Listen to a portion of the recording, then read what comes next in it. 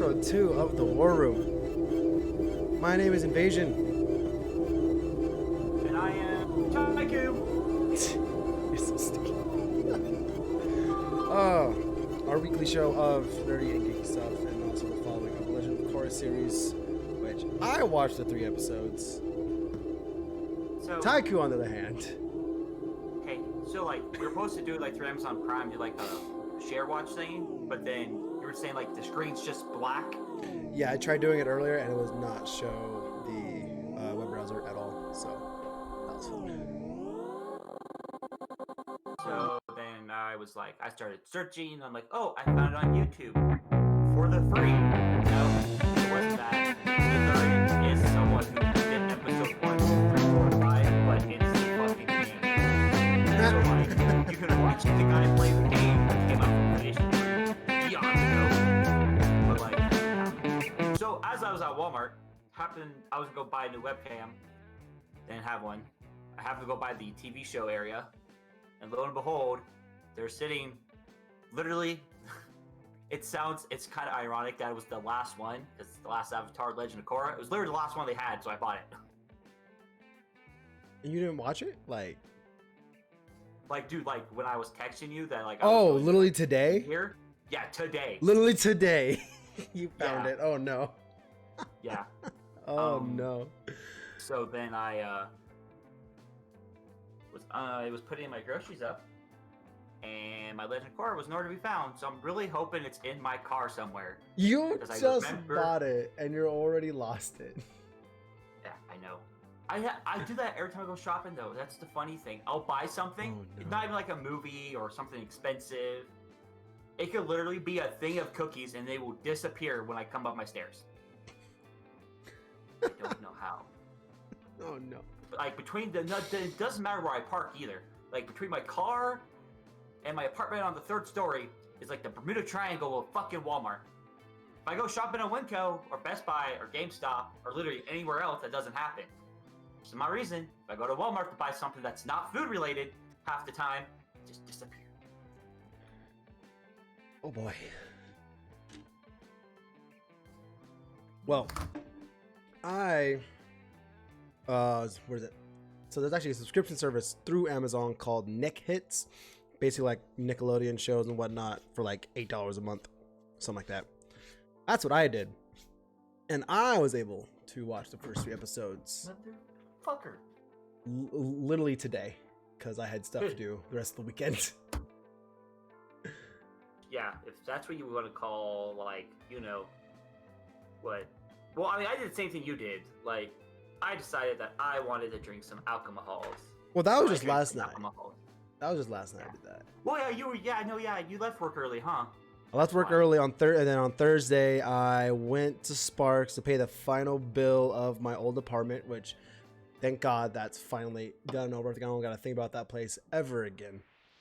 And then I also went and got my car registered and got my plates. So, and I pretty much like slept the rest of the day. I was so tired. Yeah. Let's see here. What did I do? Thursday did absolutely nothing. I think I went and got food. I might have went and got food on Thursday. Then Friday, got up, paid my car payment, got a new phone, and a tablet. Tablet. Hey, it came with the plan, so like, I mean, fuck it. I've been wanting a tablet for a while though. I've been very picky, or not picky, I guess. Like, I don't want a tablet that sucks, so I don't want to use an iPad. For anyone watching, if you like Apple, I'm sorry. Apple is trash. Apple is so trash. So The trash. fact is, I have to use that shit at work. Well, not anymore, but I'm still using it for now until I get my fucking laptop. Right. Then my fucking calves were just fucking killing me from fucking work. So I had made it a like massage appointment for Friday. So Oh, there you go. went and got that done. The only thing I did Friday, like I was planning to stream Friday, and then my friend was like, "Hey, let's drink. We haven't seen each other in like a month. I'm like, okay, where are we going? Because I'm not leaving my place until I know when and where and what time. So well, I also live, an hour away from Reno. So if they want to fucking party there, I'm like, you better tell me like now so I can get ready and go. And like the main place, like we usually have like our parties, our friend, they already had plans with another group of friends. So like, well, shit, can't go to their place. And I was like, well, if y'all want, y'all could come out here and, I have a fucking pool table, beer pong table, fucking garage. We just, fuck around for fucking night. That's what we did. They just fucking came out here and we drank until like, oh God, it's like 11. That's it? Till 11? I mean, we started at like fucking 6:30, 7 o'clock. That's it? Only till 11? Well, we mark ourselves with how many shots we take. I don't know if we can see that. So that's 11. That's just shots, right? That's 11 shots. And then I also had 5 mixed drinks, which is like 2.5 shots when I make them. So I had like 25 shots of alcohol. So in 4 hours. Okay, pretty good. Well, no, like every time me and like, what was the last big shindig we did for my best friend's birthday. I was supposed to come to work, and this was way back when I was giving a person a ride. Totally told him that I wasn't in town. Straight up, it was like, nah, dude, like I can't. Nope, I'm not coming to work. Sorry. Right. Something came up. Totally lied my ass off. And so we were like from like 2 or 3 o'clock. We're drinking fucking mimosas until like 4 or 5 in the morning. I was fine because I stopped like at 2. And I started drinking water, but like everyone else was the best fucking thing ever. I woke up still a little hungover. Champagne hangover is not fun though, guys. Like, there's wine, there's regular alcohol, there's the sugar hangovers, and then like there's champagne hangovers that I have experienced. None of them are fun. The sugar ones are the fucking worst because your stomach feels like complete shit. I don't think I've ever actually had champagne. Champagne by itself is okay, but mimosas is where it's at. Like, I almost bought stuff for mimosas today to drink during the stream, but I'm like, nah, that's too much effort. Then I have to, like, take the cork off, and then gotta pour it in a glass and, like, stir it or whatever, and then... Oh my God, you're so fucking lazy. Whatever. Jesus. At least I can know how to make a fucking grilled cheese right. That's right. You're still on that shit? I can't get over it, dude. Fucking like, grilled cheese, baffles my fucking mind that you would cook a grilled cheese that way rather than put some butter on the bread. You don't have butter on the bread. Like, if you're one of those people who puts the butter in the pan and then like bread and then like flips it because you put like half a cup of butter, good for you. But if you're just straight up fucking like toaster and then cheese and there's no butter at all, it's not a grilled cheese. It's a disappointment. Is what it is. I can't believe you're still. I can't let that go, dude. I'm never gonna let that go. I like food too much. Oh fuck. I mean that's fair, but fuck. Yeah, right. It's fair. Like, how's that Still not on that fair? shit. Like, there's no way to like argue that that's not fair at all. I mean, it's not. It's like what that person does is a fucking abomination to grilled cheese everywhere. Like, I will admit that. But I don't know why. I mean, I would rather that person eat grilled cheese like that, and instead of eating like enough spaghetti for like 6 people. So. Well, like, that's 2 different like subjects altogether, dude. Like, I'm just comparing. I'm comparing people at that point. Fucking eat, all right. You missed the point. I know.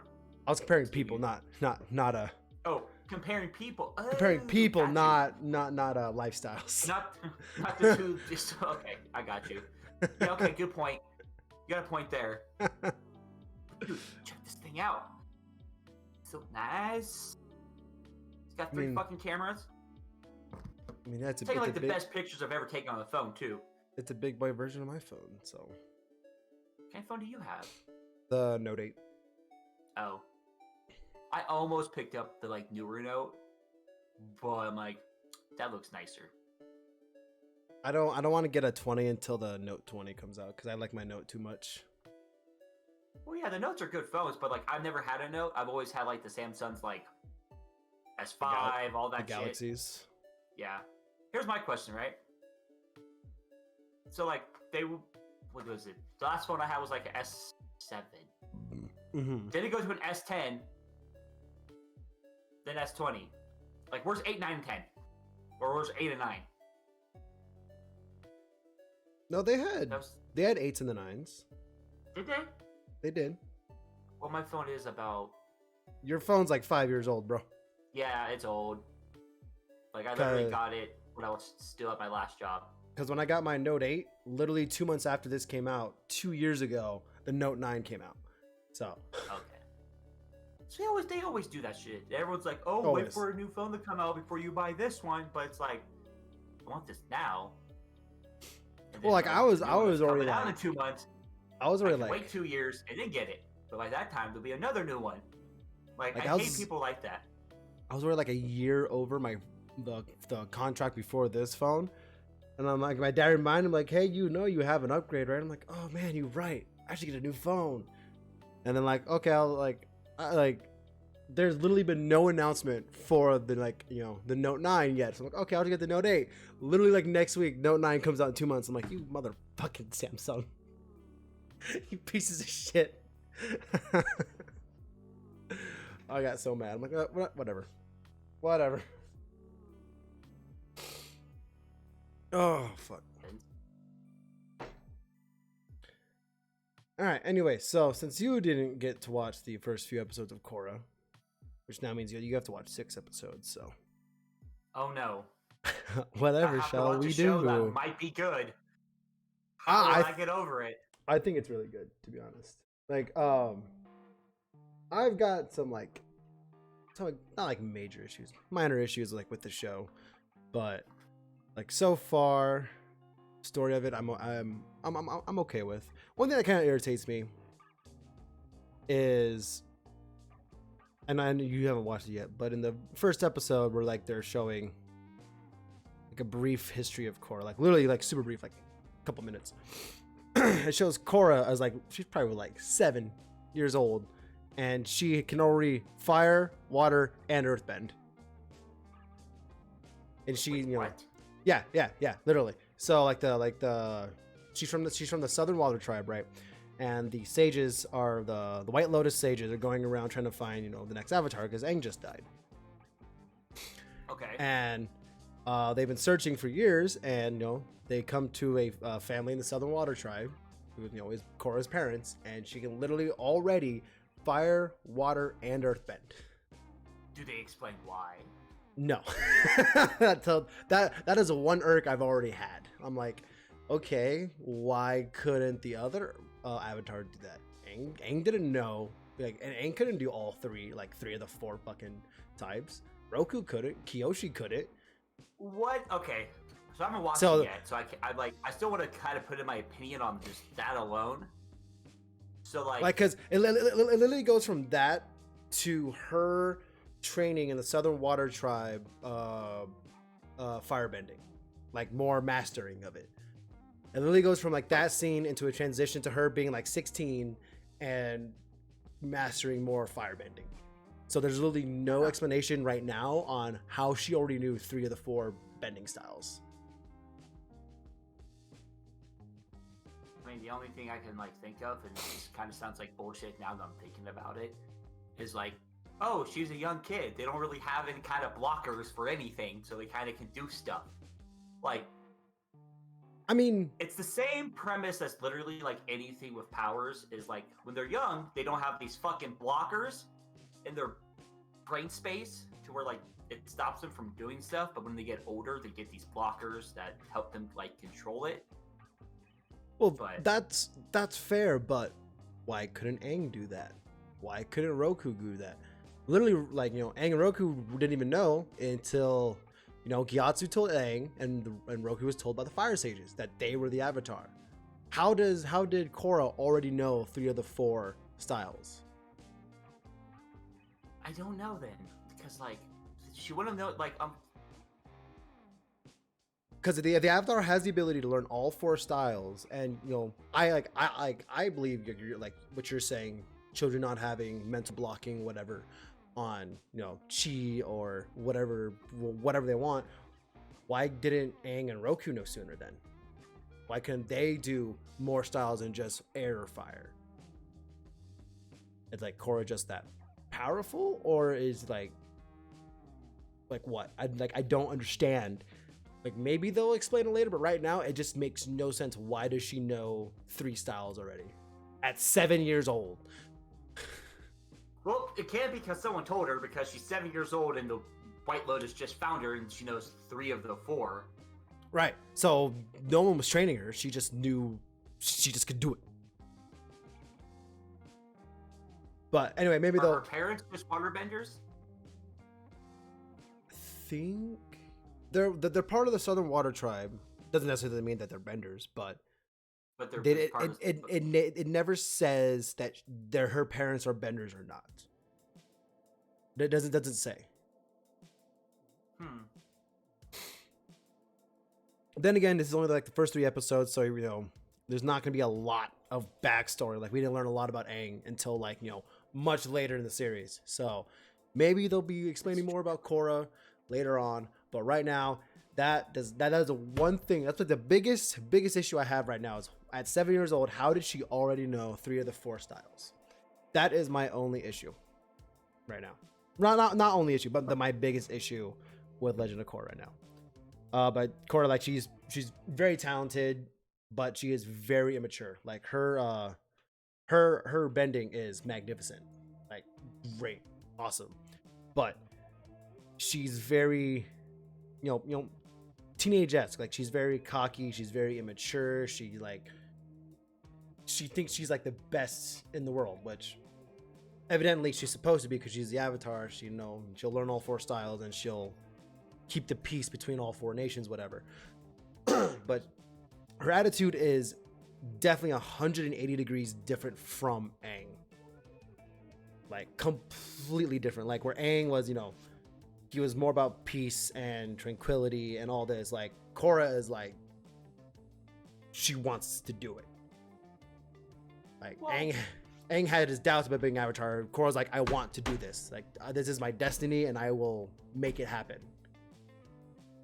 Well, kind of gotta look at like how the 2 got brought up, right? Like, because I haven't watched it yet, but Aang was brought up by actual fucking monks that were all about, oh, peace, talk about it first before you try to fight the stuff. Right. Yada, yada, yada. Now, I believe the Southern Water Tribe is very big on the whole you should follow whatever your destiny fucking foretold unto you. I'm probably wrong, but like, yeah. Like from all the like little clips and nitpicks I've seen of Legend of Korra, she definitely's got that like she's got like the Zuko and like Sokka like cocky attitude like together. It's more like Toph, actually. If I would give like her kind of attitude, it'd be more like Toph. Oh yeah, I agree with you on that. Definitely, it's a Toph kind of feel. Cause like Sokka is immature, definitely, but her confidence level to the point of cockiness is Toph.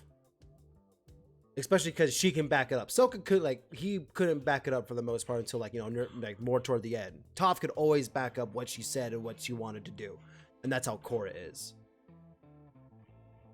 Okay, yeah. Then of course we got Tenzin, who is Aang and Katara's son, Master Airbender, and supposed to mentor Korra. And from the episodes that I've watched, he's not like Aang at all. Like he is a very serious individual. Like he has 2 other siblings. One is Boomy. I can't remember what the other name was now. Yeah, I'm lost on what their 3rd child was named. But there's one child, Boomy, and Tenzin. And according to Katara, because she is still alive in the show right now, that Tenzin is a very very much more serious than his siblings. And he you can definitely tell, like in the show, he is very serious. He has 3 kids as well who are both training airbenders, and they all live in Republic City, a city basically like New York City. Like it's a huge melting pot of all 4 nations living in the same area, created by Aang and Zuko as a civilization for all 4 nations to just coexist with each other.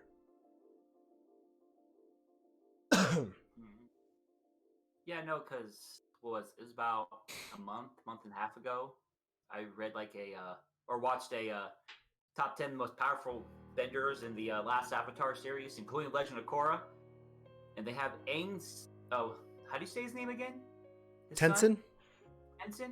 Yeah, Tenzin. Tenzin is number 2. Interesting. Like in the clips they show, like it kind of makes sense why. He hasn't demonstrated a lot of airbending yet in the show. So, like, I've only the watched 3 clip- episodes, so Yeah, I know, but I think that the clip they show, it happens technically in the second book, because her books are not named after the fucking elements. lie. The first book is. Is it? It is named Air, which I thought was weird, since she already knows the other 3. Which she obviously she needs to learn Air. So what are the other 3 seasons going to be called?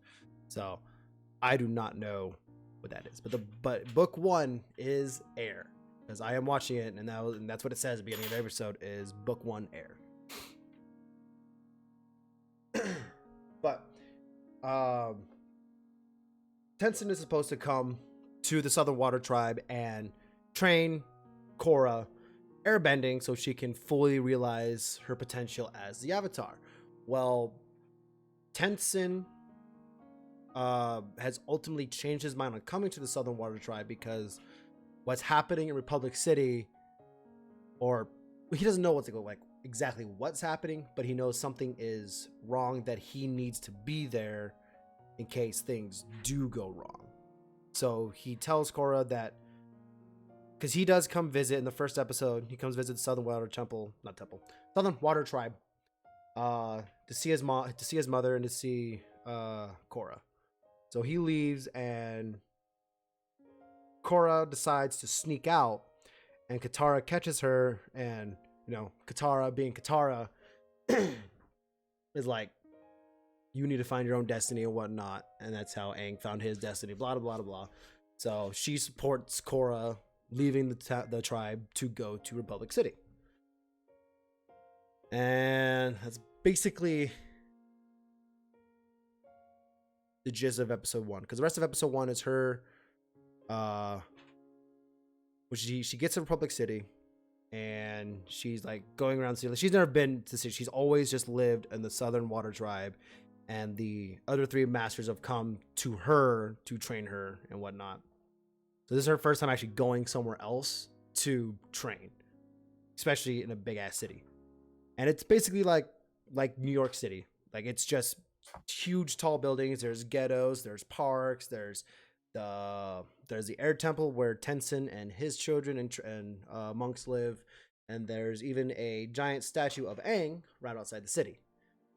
So that's pretty cool. Like, coming up in a boat, when you just see the most previous Avatar just fucking hanging out there, and they actually didn't model it after him in his older years. It's actually him, like, maybe if he was like 20, because he didn't have any facial hair. He still looks young. He still looks very skinny, but he doesn't look like the child anymore. He looks more like probably like 18, 19. Yeah, he doesn't look like any of the other avatars, like where it's them like at the end of their years. Yeah, yeah. I mean, for Roku definitely, but Kyoshi was probably more like definitely middle age. And like the other statues that we've seen are more middle aged, but this one was definitely Aang when he was probably in his late teens, like right at the beginning of his 20s. So the other books after book 1, so book 1's Air. You're right on that one. Because you literally just watched it. I literally just watched the first 3 episodes. Book 2 is called Spirits. Okay.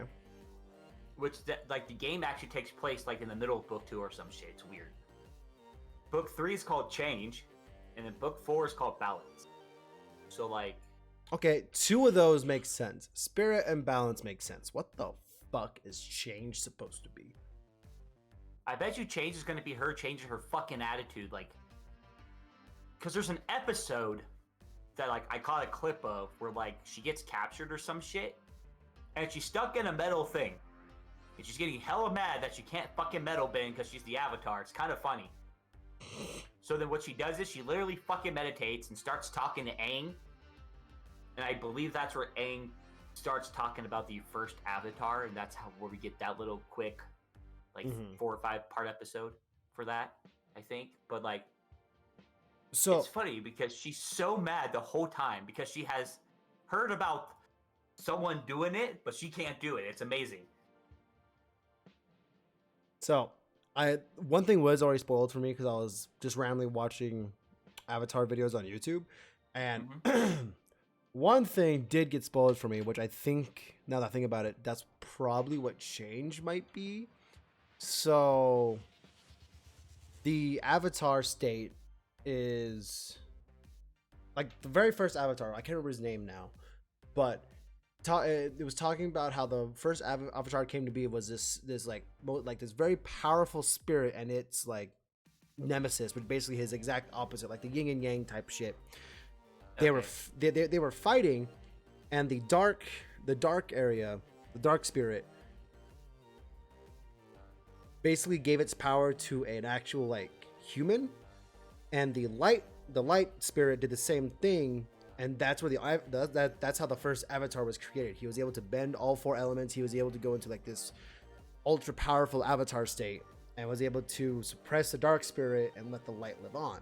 Well, during Legend of Korra, I don't know when, but eventually that fight happens again with the light and dark spirit, and the dark spirit wins and destroys the light spirit, literally breaking the chain of the Avatar. So, like, literally she cannot contact Aang, Roku, or Kyoshi anymore after the light spirit is destroyed. So that was already kind of spoiled for me, which is whatever, because it would be cool to like figure out like why and how, and if there's a way to like bring it back. But as far as I know, once that spirit dies, she loses all connection to the past avatars, and I think it also said like she can't even go into the avatar state after that either. That's interesting. Yeah, so that'll be interesting once we get to it. I don't know like what book it talks about it, or when that fight eventually happens again, but maybe that is what changes. So I totally forgot about this, but I'm excited to watch this even more now, just because who voices Tenzin? It's fucking J.K. Simmons. Is it really? Yeah. I wasn't really paying attention, but the next time I watch it, which is probably gonna be after the show, I'm probably gonna pay more attention to that, because what? But like, it's interesting because like the art style is still the same or similar to the last Airbender. Also with they added like more 3D models to the show, so like it gives it more space, I guess. I don't know art words, but like it feels more, the area of the behind the background is more filled than it than it was in the last Airbender, because I was all just 2D drawing. Well, this one actually has like actual like 3D, like the statues in 3D. Some of the backgrounds are in 3D sometimes, while the foreground characters are walking around. It's really cool. I like it. Kind of throws you off at first when you watch it, but it's pretty cool. Wait, what? Apparently, Legend of Korra game actually came out for the PlayStation 4 and Xbox One. I must find this now. Like a re-release or what? Oh, it just says it's a third-person beat 'em up game for Xbox One, 360, PS4, and PlayStation 3, and PC. Interesting. Then there's like a turn-based strategy game for the fucking 3DS. So also in episode 1, while Korra's trying to get her way to the air temple, excuse me, she's walking through like the sketchy part of the city, runs into these like gangster like benders trying to like get protection money from this old man shopkeep, whatever. And she kicks the ass like she should, because she's the Avatar. And she ultimately gets arrested because she does more damage than the actual gangsters did to the fucking surrounding area. And she ends up getting interrogated by Lin Beifong, who is one of Toph's daughters, who is the chief of police of Republic City. And there's actually, well, she used to be like outside of the city, the police station. There's a statue of Toph, and then her daughter Lin is the chief of police now of Republic City. And like they're like the police there, no metal bending. Like Toph trained them in metal bending to use for like rest and shit. So that's pretty cool. But Lin's kind of a bitch, like straight up.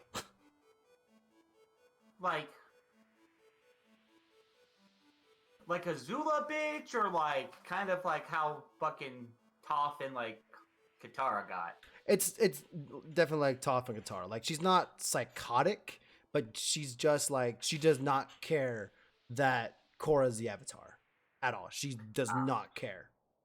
Like she cares more about her city than an actual like descendant of a spirit, basically.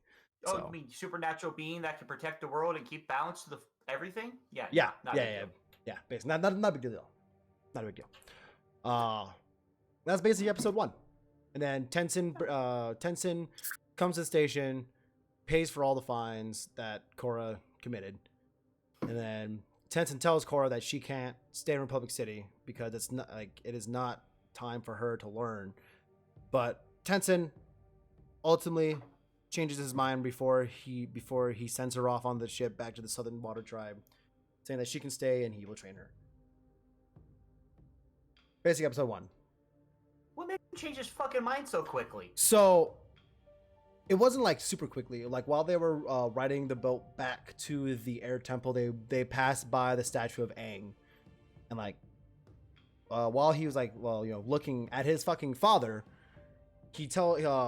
before Korra gets on the ship, he tells her that he's been trying to like carry on the spirit of Aang when it's not his job to do so, and it's Korra's. So that is what changes his mind to train her and not send her back. Because he's not supposed to be Aang's successor. That's Korra. And it's Tenzin's job to train Korra so she can fulfill that destiny. Well, I mean, again, haven't watched it yet. But if you think about it, he can kind of be a successor of his father, just because Aang without the Avatar abilities was just a ridiculously good airbender. Definitely.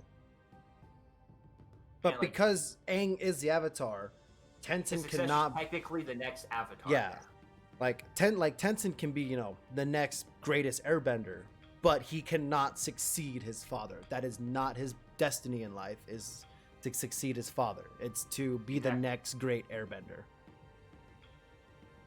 And to help the Avatar when he or she comes about. Exactly. But I've always been curious and like, why did they go the direction of like someone from like the Southern Water Tribe, right?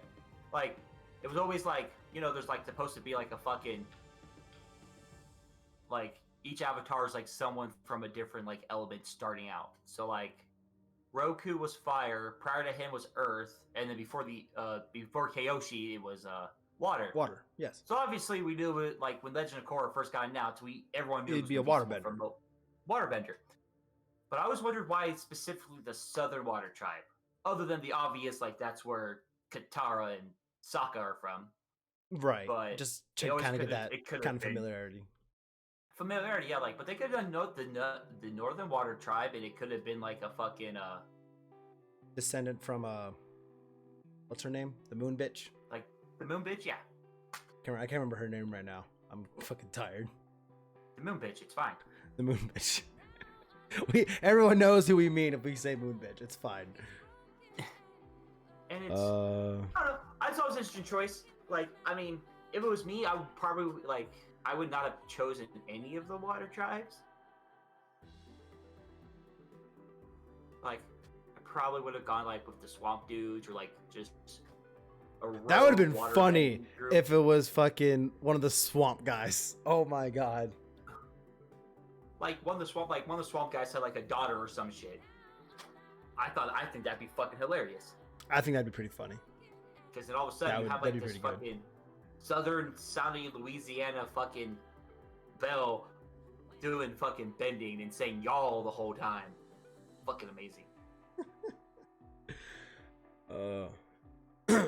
Yo, got them fancy machines. With Fancy steam and shit. Oh goodness. And then episode 2 starts off with Tenzin trying to train Korra, but as we learned in the previous Avatar show, there's a reason she was never able to do airbending in the first place. It's because it's the opposite of her personality, like how Aang had the longest trouble doing earthbending, because it's the exact opposite of his personality, correct? So, because yeah, he can't do earthbending because it's the opposite of like how he was brought up. So like the exactly air nomads. But like that, like based off that, she shouldn't have. I don't think because of how she's a waterbender, she shouldn't have trouble with airbending. She should have trouble with fucking firebending. But apparently, at the age of 7, she had already mastered that shit. Yeah, because she's very confident and emotional. You can't be like that to be an airbender. You need to have balance and peace and like what is it? Fluid motion. And she doesn't have that. That's why it was so hard for her to learn airbending. Okay. So in the second episode, it starts off with Tenzin trying to teach her, and she just can't do it. Like Tenzin's oldest daughter, who's probably 8, is much more closer to a master than Korra right now will ever be. And she gets irritated that she can't do it. Like there's this old 2,000-year-old airbending training thing. It's like a big circle with these 10-foot high walls that spin, and you wait, is it the thing from the fucking movie where he gets inside of it, he starts doing airbending and he starts hitting guys with these fucking flaps when he uses it? It looks like that, doesn't it? No. Well, no. It's just a giant 10-foot high wall that they all spin, and you must flow between the blades and not get hit by them. Oh, okay. That's totally different. Never mind. Yeah, and Tenzin's oldest daughter, who I said was probably 9 or so, can do it perfectly. She flows between all the blades of the walls perfectly fine. And then Korra, being very impatient, very abrasive, she tries to go just head in and just gets fucking crushed by these walls. It's pretty funny. And then you learn about a pro bending sport that happened literally right across the way from the air temple where they're staying. And Tenzin tells Korra that she's not allowed to go watch the games because he doesn't want her distracted, essentially, by brain numbing things, kind of like our parents were with video games. Same thing. Okay, fair enough. And then he catches her listening to it on the radio. They have an argument, whatever, and Korra, being the angsty teenager that she is, She waterbends her way across the ocean, whatever, because it's like the temple's in the middle of the bay. Yeah, across the bay. That's what I mean. So she waterbends herself across the bay from the air temple to the arena to go watch, and that's when you meet Bolin and his older brother Maku, who are a earth and firebender respectively. But they're brothers? Yes. Remember, with now things being more cohesive, the people within the same family can learn different bending styles. Remember, they're not all like separate. Like they're still like separated, but they're like these brothers grew up in the city, which has been like I said, a melting pot of benders for years now. So brothers having different bending styles isn't really out of the ordinary anymore. So pretty much it's like it's literally like how the United States is. Okay. Yeah. It's literally like, gotcha. Okay. Like Zuko and Aang brought all these cultures together to coexist as one nation. And then these two brothers, they're around Korra's age, and they are part of a pro bending sport. I don't think it ever says the sport name. If it does, I just completely missed it. But basically, there's like it's a 3v3 game, and you have you have a waterbender, a firebender, and an earthbender, trying to push the other side off this platform that's like 100 feet over water. So you push them off the platform, they go in the water, that person's eliminated for that round, and first one to win 2 rounds, 3 rounds, something like that, is the winner. Okay. And she meets Bolin first in the gym because she's just trying to like sneak in to watch, and she meets up with Bolin, and Bolin brings her to like the locker room type place where she meets Bolin's brother Maku and their third teammate, who doesn't even matter, so whatever. And he really doesn't matter. He doesn't, because I'll tell you in a second. So she stands in like the locker room area, because it's like literally a platform that takes the players from the locker room area to the platform, so she could like just watch from that balcony type thing, and watch, cheer them on, whatever. So Bolin is like completely falling for Korra, and then Maku's just an asshole, at least at this point, because they don't know that she's the Avatar. Like, she hasn't shown any bending at all. They don't know like what she is, what she can do. She just has Water Tribe clothes on, and that's all they know. So she watches them play. They almost lose, and Maku like blames the third person on their team.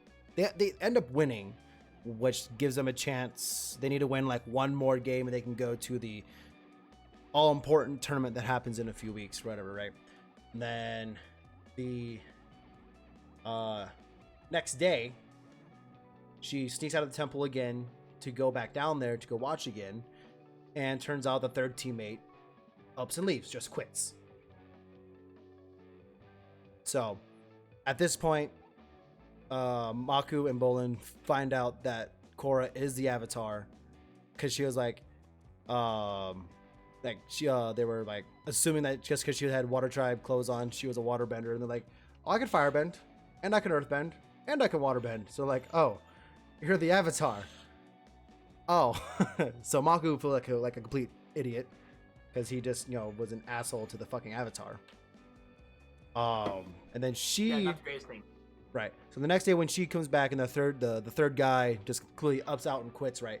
She forces her way onto the team when the guy the announcer guy's like, you got 2 minutes to figure it out or you're disqualified. And Maku was like really like against it, because she's never played the sport before. She doesn't really know the rules at all, whatever. And then the next time the announcer guy comes and asks if like they're in or out, Korra just butts in like, we're in. So like, I'm part of this team now. Fuck you. Fuck you. Basically. So they start the game, and Korra has no idea what the fuck she's doing. Like she doesn't know, like you have to push the people out the back of the platform. They can't go off the sides, or it's a foul on your team. If you get pushed back a zone, because each half is split into 3 zones, you can't move past the line and back into the first zone if you go into zone 2 and shit like that. She doesn't know about that, so she gets like foul after foul after foul. and then you can only have a water, fire, and earthbender, one of each on each side, and she's supposed to be the waterbender. Well, she's like, the other team realized like she's really new at this, so they're like hella picking on her to get her off first so they can move on to the other 2, right? Well, in like the heat of the moment, she ends up earthbending. And everyone's like, wait, hold on, that's a waterbender. She's not supposed to be able to earthbend. What's going on? So, the announcer at the stadium and over the radio is like, oh, it looks like it's Korra the Avatar. And the White Lotus guards who are at the temple, plus Tenzin, hear that Korra is at the arena. Tenzin gets mad, and ends up going to the arena himself to get Korra. So Korra gets knocked out of the ring, and she swims back up to like the waiting area to go back onto the platform. And there's Tenzin, like, hey man, what you doing? I told you not to do this, right? So then they get kind of an argument, and she ends up saying something like along the lines of, maybe I could never learn airbending because I don't need it. And like Tenzin gets mad. So Korra goes back onto the platform. Tenzin's starting to leave the arena, but before he leaves, he turns around to just watch Korra. And she got pushed back all the way back to zone 3 again. Like she's getting fucking demolished. But then Tenzin's teaching of airbending and how you need to flow with the wind. She uses that to dodge all of the opposite team's fucking attacks, to the point they just tire out, and then they end up winning the rest of the rounds. So and Tenzin got excited because she was using earthbending technique. So he got excited, and then he just like composed himself, walked away. Pretty funny. It was definitely good. Like, I mean, that's kind of the same spiel that happened in the first Avatar series. Like, Aang straight up went, I don't need to know firebending. What if I don't need it because yada yada? It's too dangerous. Right. I'm afraid. Boo-hoo. Right. But then, after Zuko and 4 episodes later, he starts to learn it. Right. I mean, when Zuko and him go to the dragons and learn the correct way to firebend and how to control and blah, blah, blah, blah. Yeah. So it's blah, blah, blah. Basically the same thing, just kind of like a more subtle way, because she hasn't even like airbend yet. She still can't airbend. She's just using airbending techniques to her advantage. Okay. Like she hasn't done any airbending at all yet. It's been at that point 2 episodes. She still has never airbended in before then, and she hasn't airbended yet. So that's basically the second episode. Now those 3, Korra, Bolin, and Maku, are all friends right now. And then episode 3, you start to get more into the bad guy. So there's this group that you meet in the first episode called the Equalists, and these are basically non-benders who feel like they're being oppressed by the benders. Oh, Jesus Christ. So they're like, they want revelation and revolution between the benders and non-benders and whatnot. So they're led by a man named Amon. I think it's Aman. Amon. He's a masked figure. Like you have like he wears like a hood and cloak, and he wears a mask. So beginning of the episode, the group qualify for the tournament, but the man who runs the sport, whatever, says that they need 30,000 yuan, right? Yuan, whatever the currency is. I'm gonna say dollars. $30,000 for the championship prize pool, which they don't have. So, Bolin, being the innocent, dummy kid that he is, he has his little pet fire ferret named Pabu, who knows tricks. So he's on the side of on just the side of the street trying to make some money and stuff, whatever. And then one of the members of the Triad, yes, there's Triad in this fucking kid series. Awesome. Comes up to Bolin and says one of the Triad bosses, needs help, needs more security, and they could use Bolin to be more muscle, essentially. And the gangster throws a big old stack of money into Bolin's cup, and Bolin, goes into the car. Meanwhile, Maku is actually working at a kind of it seemed I'm not sure exactly what it was. I think it was a power plant, because he can also lightning bend, well, at least redirect lightning. So he was doing that, working at the power plant, and then comes home to Bolin not being there. So Maku goes over to the air temple to go see Korra, to see if Bolin went over there, because Bolin has a crush on Korra. And Korra's I haven't seen him. So they get went on to Korra's pet polar bear dog named Naga. Polar bear dog. Yes, Nice. It is a polar bear dog, and that thing is awesome. So they go down to where Bolin was, and he's not there. One of the hoodlum kids is there and extorts some money out of Maku to get information on where Bolin went. Very, very city-esque. I love it. And then they get told that one of the Triad, guys came and persuaded Bolin to be muscle for one of the Triad bosses, got into his hot rod and left. I'm oh no.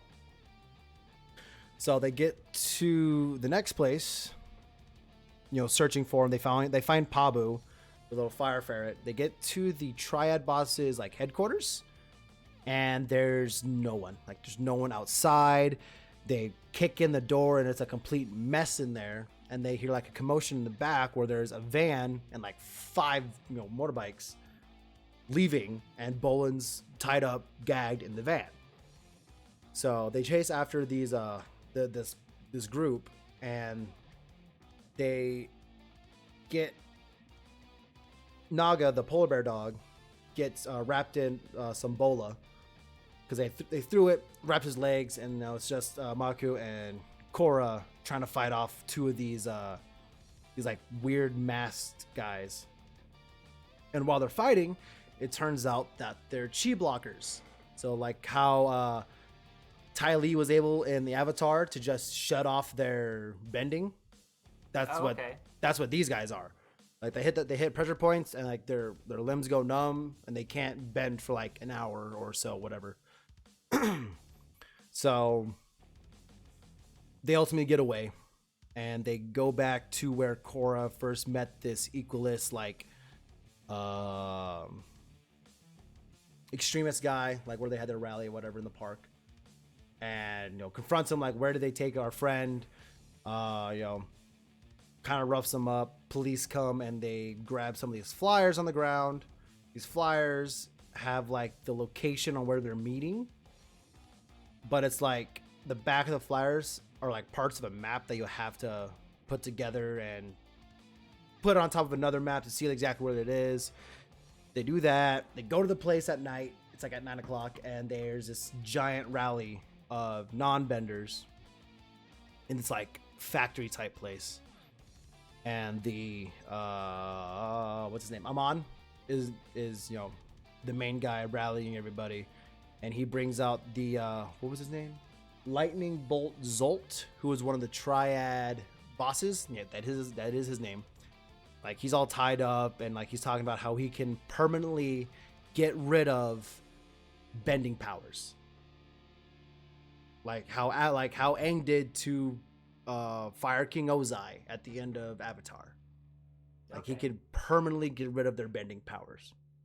So they untie Lightning Bolt Zolt to demonstrate, like, you know, he's fire bending, lightning bending, whatever, and Amon eventually gets to him, and it's not the same way that Aang did to Ozai, but it's kind of similar, and it's the same effect. Like Zolt cannot firebend anymore.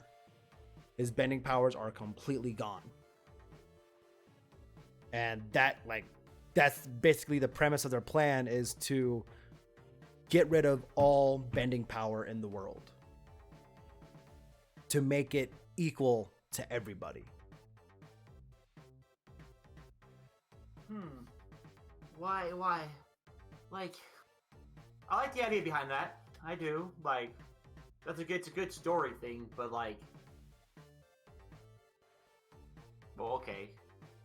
Back when this came out, that had to get done a whole bunch yet, because that's literally like the premise of like 95% of every X-Men comic ever, or any superhero related thing.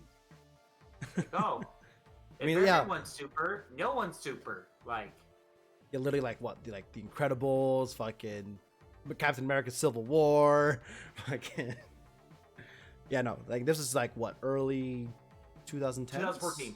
2014 was when it first came out. Yep. So yeah, that premise was still like kind of newish, but definitely like nowadays that's definitely played out a lot more. But evidently Bolin is part of it, and Korra and Maku came up with a plan to break one of like the steam generators. So like there's steam all over in the warehouse, so they can rescue Bolin and whatnot. And they escape, and Korra tells Tenzin like what happened and what's going on, and that's the end of the episode. So right now, Tenzin is training Korra. Korra made friends with Maku and Bolin and is part of the Fire Ferrets pro bending team, and there is a revolution on the rise by the Equalists, who are non-benders, who are able to get rid of bending abilities, bending powers. There's gotta be something else with that. Like, it can't just be him. He can just get rid of powers like how Aang or Avatars do it. See, and that's what I'm confused about, because when Korra told Tenzin, you know, they only knew it as only the Avatar could do that because they're connected to the spirit world. Like the spirits have the power to do that. How can this random person who's a non-bender be able to get rid of bending powers? He's going. Uh-oh. Oh, we've lost him. Uh-oh.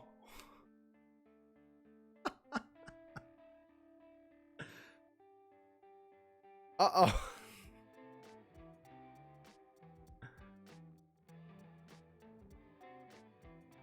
Come back, Tyku.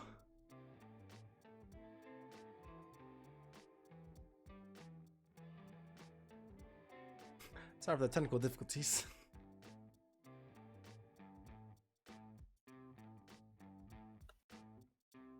Are you back? There you are. There we go. Jesus fuck. Okay, like I was saying, what if Amon is actually a bender? I mean, it's possible, but that still doesn't explain how he's able to get rid of a bending powers. You know what I mean? Because Aang only learns about the bending powers after he was told by the lion turtle before his fight with Ozai. That's how he learned it, the Avatar is the only one that can actually do it because they're connected to the spirit world.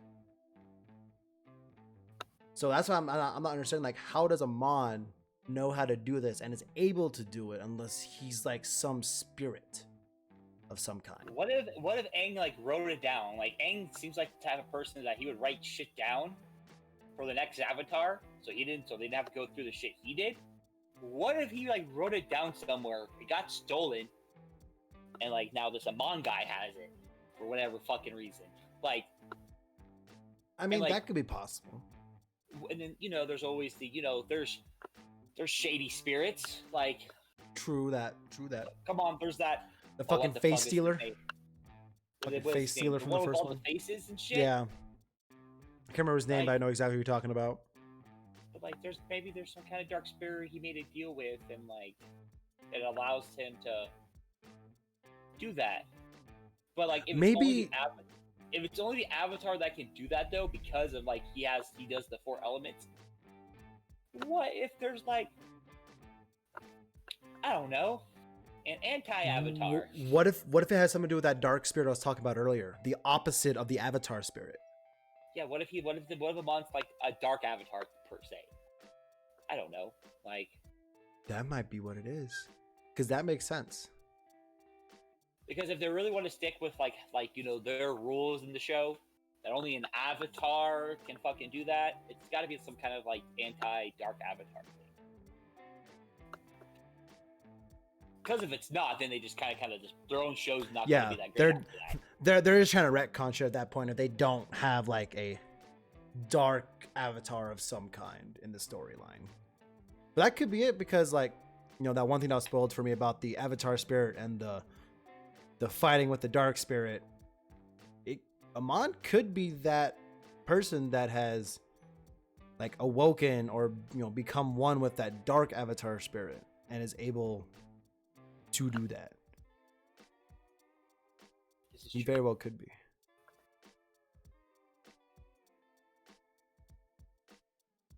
Oh no, you need to watch the first 3 episodes. Well, now 6, and then you can make up your own ideas and own suggestions of what you think is happening. Honestly, I just want to see some bloodbending going down in this series. Like, I want to see like fucking Korra like get like ambushed by these fucking like non-benders who are trying to like take away everyone's bending, and just watch her just bloodbend like 20 people. That would be insane. Well, because I think the only person that knows it was, other than that old woman in Avatar, is Katara, right? He's the only one that knows bloodbending, right? So this is a little bit of spoilers. There's another person that knows it that takes place during Aang's fucking when he's like in his 30s or 40s. It's fucking, there's this guy who he learned it somehow, and as he's getting arrested because it's illegal to do that shit for Right. Aang and like Katara.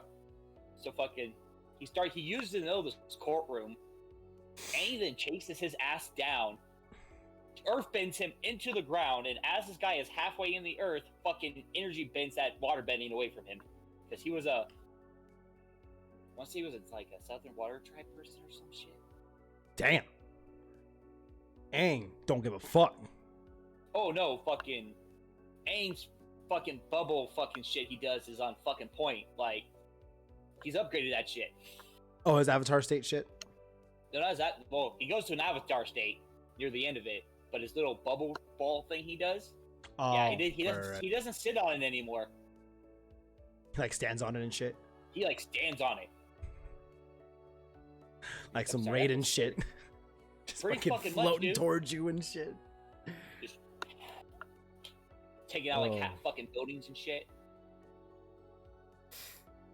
You know, I feel bad. I hate that episode because I thought they fucking fuck up Toph so bad when he does it.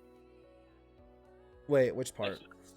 Like when the guy starts bloodbending because Toph is still alive, he like bloodbends Toph first and like beats her fucking head into a fucking desk real quick to knock her out. Wow. Yeah. Oh man. Fuck that. Definitely, I'm liking the show so far. And like I said, to you earlier through text, like I had to stop myself from watching more because I could have just kept watching. I could have just stayed on my couch right here and just kept watching for like another 6 hours. I could have watched all of it, to be honest. Yeah, I probably could finish that pretty fast. Like that's a whole day. But Was it we 50 can't. episodes?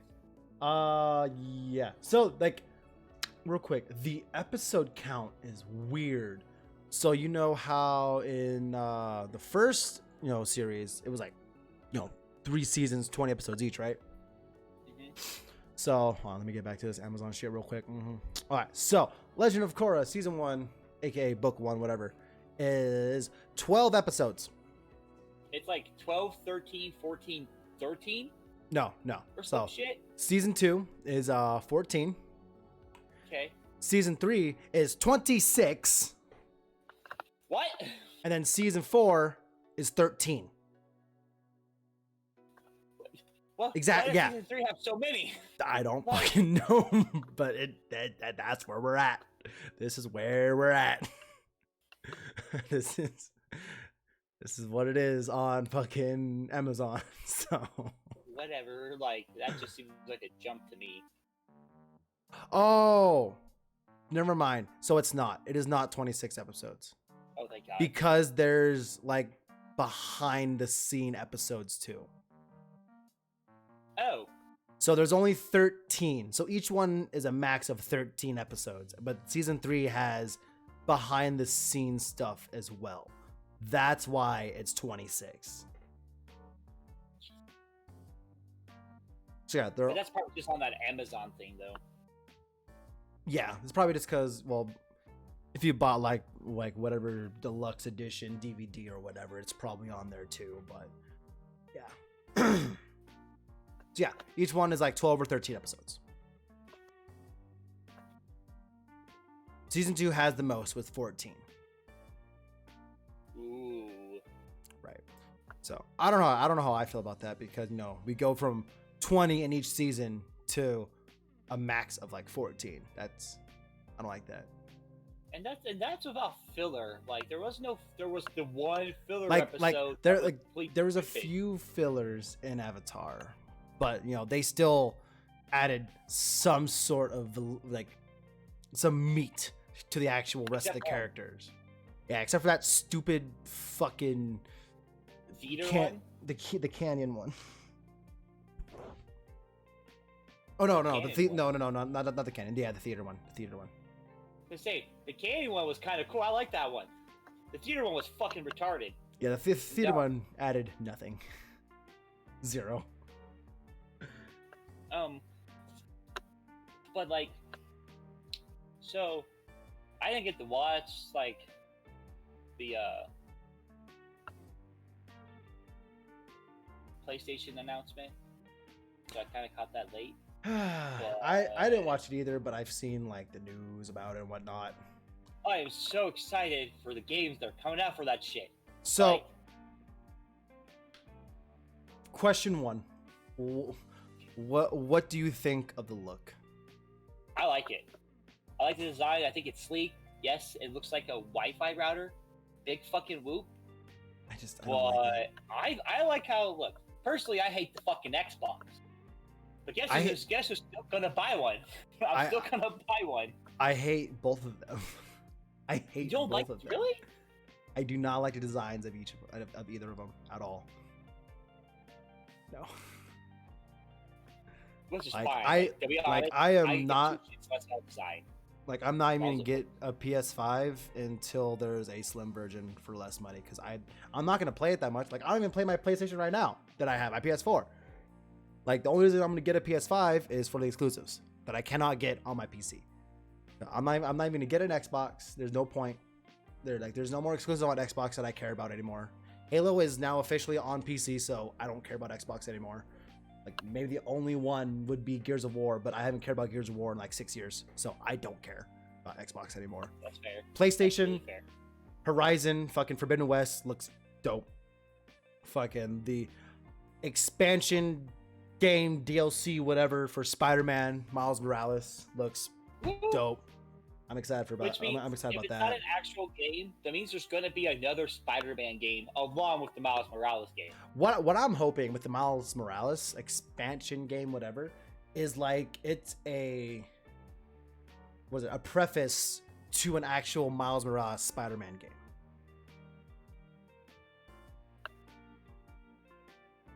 Yeah, because like what would be pretty cool, I think, is like, this DLC. Like, I haven't actually like read up into it, but what I think would be cool, the DLC expansion game, whatever, for Miles Morales would be just like, continuation of the original Spider-Man game, but Miles Morales out like learning from Peter Parker and fucking being the next Spider-Man while Peter has his own life or whatever. And then it, like, if they made an actual game, it would be like the multiverse, like the Spider-Verse. Yeah, that's what I'm thinking. I'm thinking this game's going to be the opening to the like Spider-Verse and shit. Because that would be cool, especially because like literally like the day before or day of the fucking PS5 announcement, the announcement of Spider-Verse 2 going in production. Yeah. So I don't know. Sounds pretty like it could line up. So like my thing is though, they've already like attempted this and like it did okay. Like the first game that they did for this was amazing. They did Spider-Man Shattered Dimensions. Oh, that's really an good game. Old game, yeah, PS3. Yeah, like you had the Amazing Spider-Man, Ultimate Spider-Man. You had the 20X Spider-Man. Yeah, 2099 Spider-Man. 2099, that's you what had it was. the Noir Spider-Man. Yeah. So what they did for the Ultimate Spider-Man was they gave him control of the black suit to give the different gameplay. Like, okay, that's cool, whatever. Then they did a second one, but they totally fucked it up.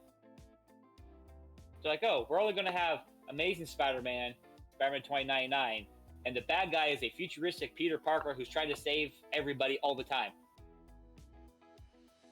Wait, that's the bad guy? Hold on, what? Yeah, it's a future Peter Parker who's trying to find a way to save Mary Jane, Gwen, and like his Aunt May or something. Like, it's fucking weird.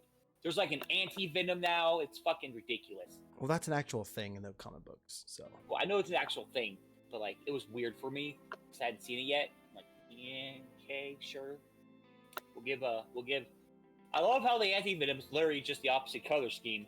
By the way. Yeah, he's like bright ass white and black. Yeah. Yeah. But yeah, so I don't like the designs of either the PS5 and the Xbox Series X. I do not like them at all. But I will probably buy a PS5 when there's like a slim version, more inexpensive version, whatever, for like Horizon, Spider-Man, God of War 2, and the exclusives for PlayStation, because PlayStation is winning now. Like Xbox there's no more exclusives for Xbox pretty much at all. There's like what, 2 that actually matter, Gears of War and Halo. But there's been no word on Halo. There's been no word on Gears of War. We already have 3 confirmed games for fucking PlayStation 5, Spider-Man, Horizon, and God of War 2. Even though, God of War 2 hasn't been confirmed, but we know it's happening. So Doesn't matter. Nothing against any of these games, but like I could give 2 shits less about Horizon Zero Dawn West, Spider-Man, fucking God of War 2, Call of Duty, the GTA shit's coming out. Coming out with a new fucking Ratchet and Clank. That's all that matters. Nothing else matters. with a female character. Yeah, I get 2 shits less about fucking that. Like, the character could be a fucking transgender. I really don't care. That's like, fair. I want a new Ratchet and Clank game. Like, when the first one come out, What I thought was really cool also during the announcement was a remake of fucking Demon Souls. The first fucking Dark Souls. I think that's pretty fucking cool. So I'm looking forward to that, but at the same time I'm not. Because I did beat that game on PlayStation 3 ages ago. And Right. It took me forever. Like, son of a bitch. Just cut yourself? No, I had like skin hanging off my hands somehow. I don't know. I have no idea what I cut myself off. Gotcha. But like, yeah, the Demon Souls is gonna be fun. Spider-Man game looks really good. I'm just waiting for him to announce some other stuff. Like, you notice that there wasn't really any like RPGs on there. Did you also notice there was nothing about an Uncharted game? Yeah. Which is weird because that's like the flagship fucking game for PlayStation for the last like 3 generations. I believe they said like after 4 and Lost Legacy, they were gonna be done with the Uncharted series. Really? I think.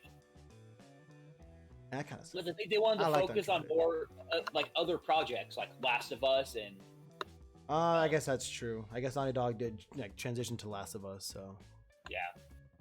okay, that's fair.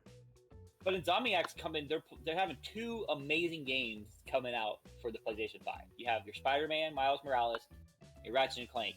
You have your open world action adventure, beat 'em up, and then you have glorious platforming. Well, and you were talking about how there wasn't really much RPG. I mean, like, there's Horizon, then there's also Cyberpunk 2077, then there's also Assassin's Creed Valhalla. All going to be, Assassin's Creed Valhalla dropping holiday of this year, and Cyberpunk dropping September, which is more than likely going to be a next-gen version of it for when the PS5 and Xbox Series X do come out. So, See, you have your adventure RPG right there. Both, 2 of them, 3 of them with Horizon. what? Like, I don't know when the PlayStation 5 is supposed to be released, because Okay, that's fair. if I get an actual release date, I will hold off on my like Assassin's Creed Valhalla and my Cyberpunk. But if I don't get one soon, I'm gonna go buy those for my PlayStation 4. Yeah, they didn't give a date or a price. They just like, hey, we have a PlayStation 5. You don't know what's coming out, but it's here. Like, oh, okay. It's Cool. done. Here's It's what it done. looks like. Here's... The controller, but we don't know what's coming out. Speaking of which, I am kind of indifferent on the controller. I do not like the style of the console, and the controller I'm kind of indifferent about. Because like it kind of reminds me of like the original concept for the PS3 controller, like the boomerang controller, mixed with the PS4 controller. I don't know how I feel about that. I want to know how this dual sense shit's gonna work. Is my thing. So it's supposed to be like, when your character gets hit, you're supposed to feel it in your hands. So like if I get shot on the left side, it'll only vibrate on the left side or something. Yeah, something like weird like that. That is weird. Which is like, that's gonna like why? Why? I mean, I guess it's better game sense, but like what's wrong with just having the vibration, like different volumes of vibration? Like I would rather just have that than fucking like 3D fucking vibration. Yeah. like they need to save shit like that for like the VR crap. Like if PlayStation wants to really do that, save it for the PSVR. Yeah, exactly. Like not the controller. Like just give us different like sensitivities, not sensitivities, volumes of vibration, like very soft to like the soft medium to medium, higher medium, high, very high. Like one of the things I liked, what was it? In some game, Last of Us, some like game where you had to sneak around, like every step you took was a soft vibration if you were crouching, but then when you started like running, it was a harder vibration. I like that. Keep that. I don't want to like on different sides of the controller. That'll just confuse the fuck out of me. And like what if like you get shot and like not just the recoil from like on the screen, but like the vibration, like you get shot on the right side and like your hand just like completely misses the right trigger to shoot. That would irritate the fuck out of me. It adds realism to it if you think about it. Yeah, but then now there's like more reasons like why you're dying so fast. Be it skill, be it lag, be it a fucking vibration of the controller now. Like I bet you they're gonna have some weird setting that you can turn that off, so it's not gonna be a big issue. But if 80% of the people are just gonna turn it off, why implement it in the first place? Because there's that 20% who would actually use it. I am part of that. That's 20%. That's a waste of money. I'm part of the 80%. It probably doesn't cost as much as people would think it is. But I don't know. I'm not a computer programmer, so I don't know. I don't know much about consoles, so. Yeah, no, I don't know how. Like, I hate the fucking mini fridge. Really, like I thought like that when that was first leaked, I'm like, that really can't be what the design is. Like, no, fucking Microsoft made it official. That is what the Xbox is gonna look like. I'm like, why so fucking cool? I bet you someone's gonna make a video of them opening that up when they first get it, and there's gonna be hella space for shit they could have put in, or they could have made it smaller. Like, apparently the PS5 is supposed to be bigger than the Xbox Series X. Okay, so like taller. No I heard about that shit. Like, there's no fucking way. Sony goes for the sleek. That's always been their forte. They always go for the sleek- PS3, launch PS3, and Yeah, launch okay. PS2. Giant fucking bricks. Don't even look at me and say that they weren't. Korra, comparative to anything Xbox or Microsoft came out with, like those were sleeker than fucking that shit. That Okay, fucking not Xbox the way as much as a PS3, fucking not car, okay? not the PS3 and Xbox 360. Xbox 360 was much more sleek on launch than the PS3. And then the Xbox 360 Slim was much more sleek than any slim version that PS3 came out with in the same generation. Okay, I'll give you that one. But the generation PlayStation before and 2 afterwards, and the I will. Xbox. The PlayStation 2 you could carry with one hand. The Xbox True. required a crane. All right. True. That's very true. The original Xbox was so fucking heavy for no reason. And like, sleek does not always mean small. By the way. I mean, you're not wrong, but the PS2 and PS3 were super clunky. So like, I've liked every Nintendo system except for like two. I hate there's two designs I fucking think are garbage. And then like, I've owned like the Xbox One S that I have. I love the design of it. Mm-hmm. And then the PlayStation 4 I have, I thought the designs were amazing. And then like their special edition ones are fucking hella tight looking. No, the PS4 is great. PS4 is awesome. Like, I don't know what Nintendo was thinking on like a couple systems, like what made them think to do this. So like, the 2DS I thought was the dumbest thing. I hate the 2DS so much. Like, why not? It's a 3DS. You can't fold over. Like, that's the point of the DS is you can close it. That is literally the point of the DS. Game Boy's supposed to be deplorable. Yes, I'm calling them a Game Boy, even though it's a Nintendo. No, it's a Game Boy. Okay, it's a Game Boy. It's the evolution of the Game Boy, and everyone knows it. Yeah, that 2DS could not fit in a pocket. You couldn't fit in some bags. Couldn't fit in the sweater. You know where my Game Boys and 3DS were most of the time? They was in my sweater when I was in high school. All right. Yeah. Fucking in your sweater, in your backpack pocket. So that one's the worst design. The second worst design for me from Nintendo is the Wii U. I thought was just, I don't know what they were doing. The Wii. Okay, are you talking about the console or the gamepad? The gamepad. I'm talking about the freaking gamepad. The Wii U actual console wasn't bad, but the inclusion of the gamepad was annoying as fuck. You know why that's very annoying? Xbox announced their stupid smart glass that you have. Oh, I remember that. So like on my old phone, I have the smart glass on it for when I play Fable because it has the map, so you don't have to keep going back. Oh, right. All the time. Some other games use it still. Well, hell, Rockstar has their own app for it. Their own Rockstar has like just their own app. Partner app, yeah. But like that gamepad was supposed to be like a map type deal, but then like Mario came out and it's like, oh, there's a game mode where someone has the gamepad and they can help you or mess with you, like do levels. I'm like, yeah. And like you trying to play like Super Smash Brothers Brawl that bitch. Oh my god, that was terrible. I could not use a gamepad at all. Like, I made sure, like, I grabbed a GameCube controller before anyone else said anything. Before even someone mentioned Smash, I already had a GameCube controller in my lap ready. Like, I did not want the fucking gamepad. No. And then, like, they messed up when they started coming out with Wii U game controllers. Like, 2 months later. Like, the Pro ones. Yeah. I mean, the Pro controllers are pretty good, though. I like the Nintendo Pro controllers for both the Wii U and the Switch. They're really good. Yeah, I'm gonna buy one for my Switch eventually, but they're just okay. Since we're on the console debate, even though I've only been playing PC for the last few months, why the fuck are controllers so goddamn fucking expensive?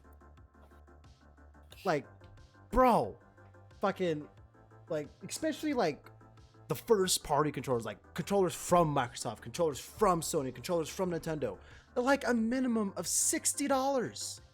Why do I have to pay the price of a brand new game for a fucking controller? Oh, don't even get me started on the controller shit, dude. Like, so why? The Xbox Elite controllers cost $120. Oh, okay? I know. I know. Okay, hold on. Before we get further than that, so I bought an Xbox, One Elite controller because I like be able to change the fucking thumbsticks out. I like changing the D-pad for like different shit. My ex's puppy, right? I left it on my fucking desk because I used it to play Xbox, and I would hook it up to my computer so I can play it on PC. My ex's puppy ate the fucking thumbsticks. I have $120 brick now. I'm so fucking mad. and the Elite controllers never went down in price. They've always been $120. I'm like, I'm not even gonna buy another one. There's no point, especially now that I don't play Xbox. So I just wasted $120 for a controller that a fucking puppy ate the fucking thumbsticks for. So like the price for that stuff is like really like that's why I haven't bought a new one. I still have I have my base black controller, and then I bought a white one because I like the look of. I swear to God, if I get hate mail for this, I'm going to like jump off a cliff. I like the look of the white PlayStation 4 controller, and I like the look of the white PlayStation, but I couldn't get one because I didn't have money, a whole bunch of money at the time.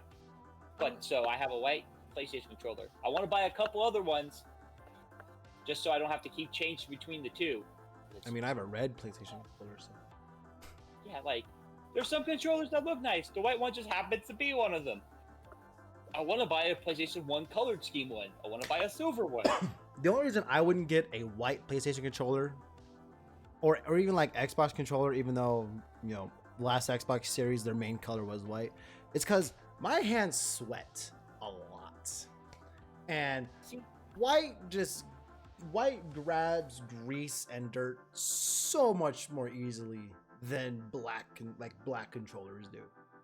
So like with my greasy ass hands, that's why I tried to stay away from white. See, I don't have my issue. thing. The thing that like the part of me that sweats when I game tends to be like my upper back and like my neck. I don't know why. It has nothing to do with like doesn't matter what I'm sitting on. I could be laying in my bed, on my recliner, in my chair. I could be standing up playing the game. My neck and back, man, just it's like Niagara Falls back there. Me, it was like the crease of my elbows and my hands. Always sweaty. What's funny is the only time my hands actually get sweaty is when I play PC games. My hands get cold when I play PC games. They don't sweat. Yeah, there'll be literally times like my pinky for my mouse gets fucking numb because it's so cold. I don't understand how or why, but my hands do not sweat when I play on my PC. My back and my feet do, but like my hands are perfectly fine. They're like more cold than anything. I'm like, I don't get it, but it happens. I don't know. It's weird. That is. Well, welcome to my life. That's very interesting. Welcome to my life. Like, I'm gonna talk shit like if I don't like how council looks, I'm gonna talk so much shit about it. Am I still gonna buy it? Bet your ass I am. Like, I'm not gonna buy Xbox on launch. I'll buy it eventually. But I'm gonna have a little. I'm gonna buy neither at launch at all. I know you're now like permanently PC over here. Unless one of the consoles like really catches me, like only ones I care about, like I said, are Horizon, Spider-Man, and fucking God of War, which are only on PlayStation. But like Cyberpunk and Valhalla, I'm getting on PC because my PC, no matter what any person fucking says, still will outperform a fucking console. And it irritates me like, oh, the PS5 has a better SSD than fucking computers. I'm like, okay, what is the SSD gonna help you with? You're gonna read games faster? Doubt, because my SSD is still probably faster. That's the thing, though. Everyone's what is it? Everyone's like, oh, specs for this is like, I'm a console guy, I always will be. But like the PlayStation 5 specs are better than like game computers. Yeah, game computers that are out now and not high-end ones either. That's the funny part. Right, They're looking at fucking $1,200, $1,300. Like you would buy a fucking Walmart and shit. You give me $4,000 right now, I will make the best fucking gaming computer that's ever existed. $2,000 of that's gonna be on a graphics card. Like, let's be for real here. Right, fucking RTX isn't just fucking 'cause I can? Titan RTX isn't shit. Just because I can, because I know it's gonna, like, it just makes people mad. I'm just gonna throw in, like, 128 gigs of RAM, just cause. Fuck it, dude. I mean, I'm fucking feeling trying to upgrade to like 32 gig right now, so. I'm at 16. I'm at 16 right now, because I just want to get my computer going. So eventually, I'm gonna make it to 32. I think my motherboard can support up to 128 if I really needed to, but I don't need 128 gigs. 64, dude. You're 64. I don't need 64. Like 32 is like kind of overkill, but 32 is not overkill. For what I want to do, like if I was more of like in my household, all right.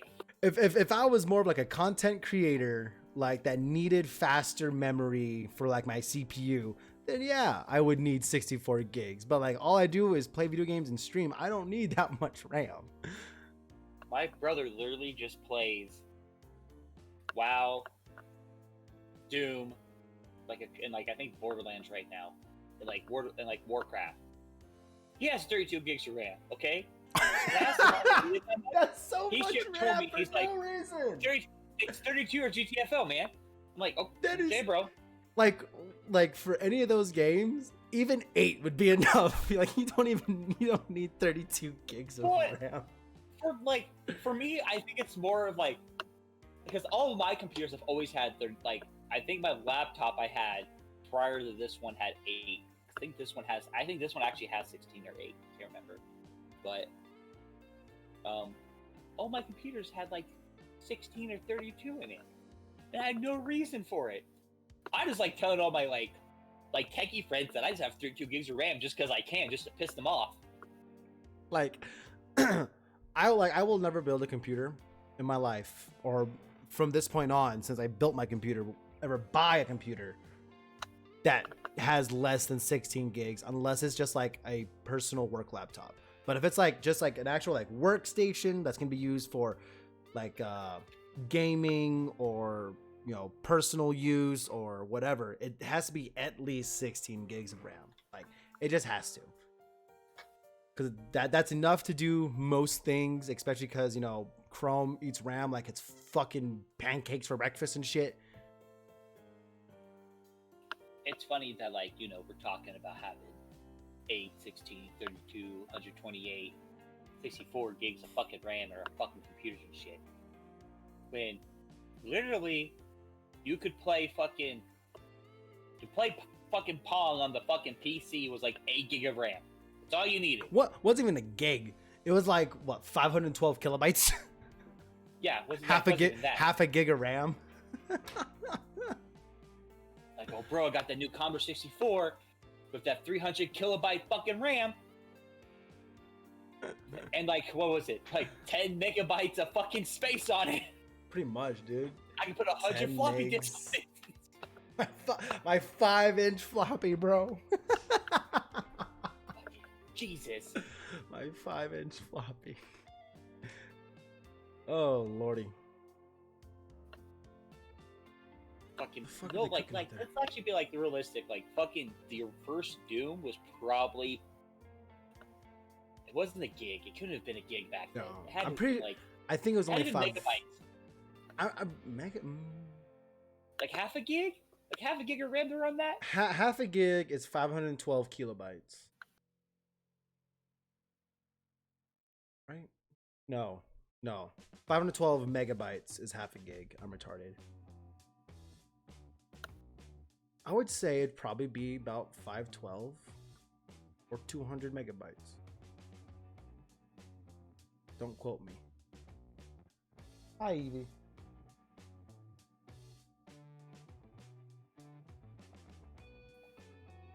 Are you like Google searching fucking Doom storage capacity? I want to know. Holy crap.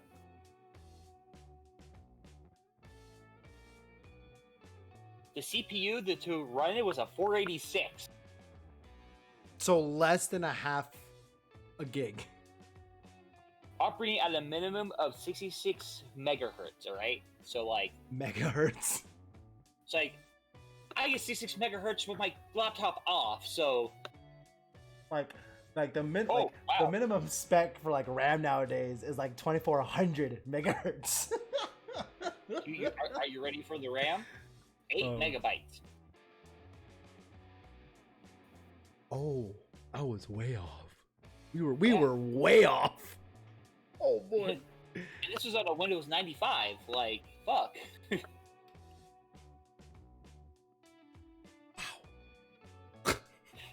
So, the storage and sound for it is what makes me laugh here, because 40 megabytes. That was the storage capacity for the original Doom game, was 40 megabytes. That's not even like 100th of like a Call of Duty update nowadays. Throwing them updates under the bus.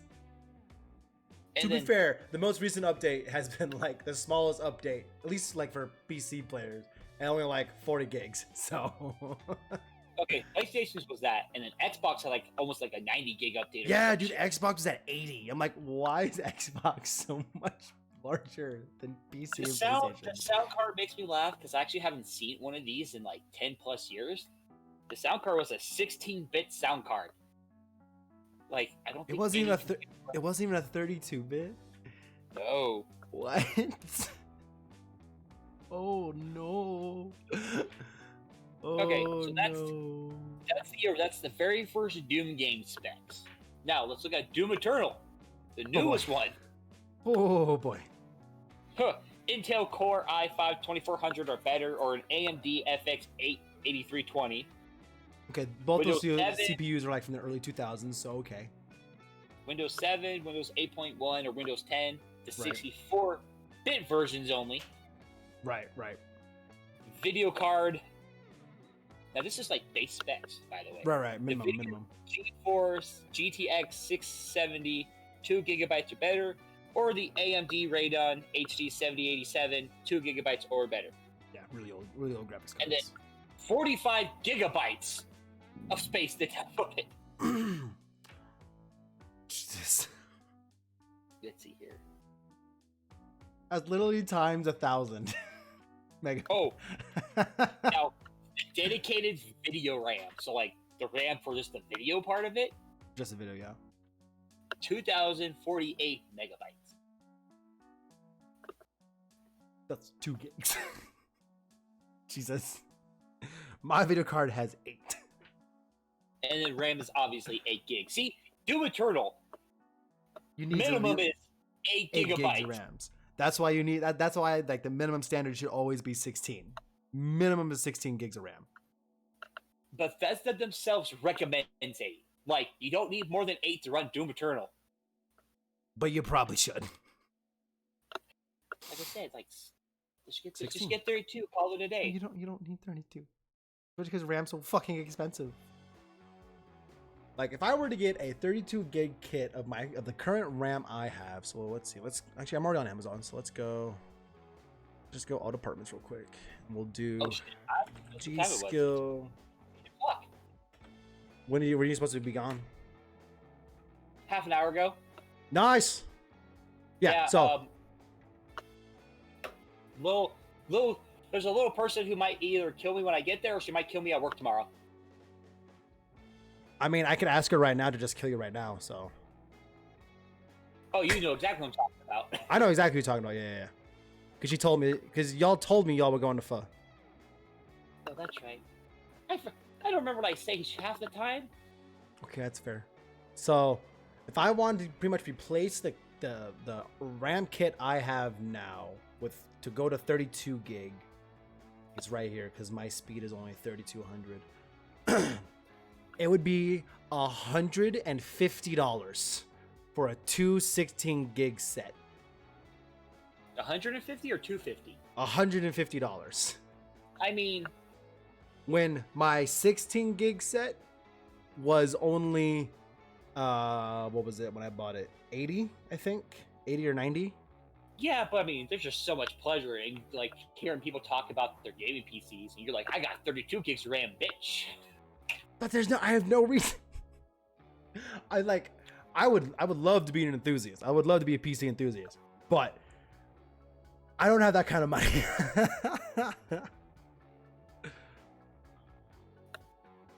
I mean, you got a point, buddy.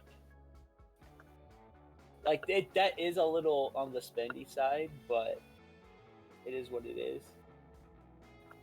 Whatever. Fuck out of here. I like my most expensive part is obviously my video card, and I couldn't be happier with it. So that's like, what is it? What is something that like I have that I don't really like need? Oh, here, I'll show you something that I have that I don't really need, but I really wanted it.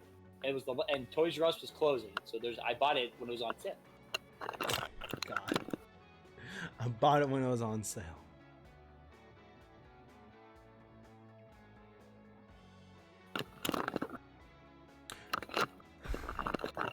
By the way, she's been there since. Oh my Jesus! By the way, she's been there since 7:30. Yeah, I know. I've been trying to text her like, "Oh, we're almost done. I swear." She's mad. It's fine. I'll buy her food. She'll be happy. That's usually how that works. But I don't need this. But I wanted it. I mean, that's fair. Plus, I have a quick Halloween costume for anything. I literally throw this on in my suit. I do like the Darth Vader with a Power Ranger helmet. It works. Oh, she just sent me a picture on Snapchat.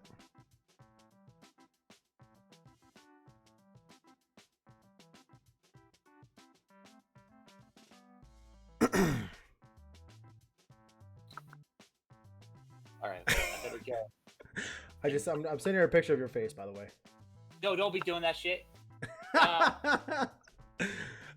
It's already been done. Sorry, bud. Throw you under the bus. Bye. Oh, on that note, I'm gonna get off before she like finds my house and murders my ass. So. All right, man. Well, so next week will be the next 6 episodes in of Legend of Korra season 1. Hopefully you'll be caught up by then, so we can actually talk about it more. So just me explain what the fuck was going on. Yeah, I will. You didn't tell her we were streaming? She knew we were streaming. That's the thing. She just asked me, wait, you're streaming with Levi right now? She knew we were going to stream. I even told her we had to do it at a specific time because we were streaming. And then like I just realized that it's past 7:30. Okay, my bad. At least I'm actually supposed to. I'm going to show up. Our other person was supposed to come, but he totally forgot, and right now he's smoothing down concrete.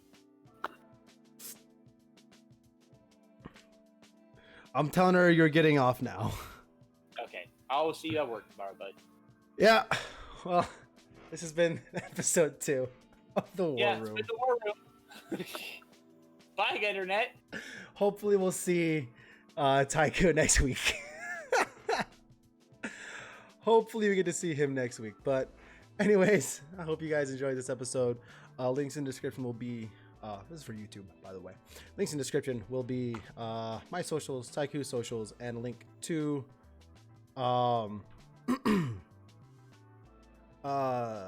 links in the description will be to my Twitch and also to my Discord, where we talk about the episode. And once I figure out how we can do fucking viewing parties, we'll try to do those. But as of right now, we cannot. So anyway, I hope you guys have a good rest of your night, morning, or afternoon. Mine has been InvAsian and Tyku, who is probably in a lot of trouble. This has been the War Room. We will see you all next time.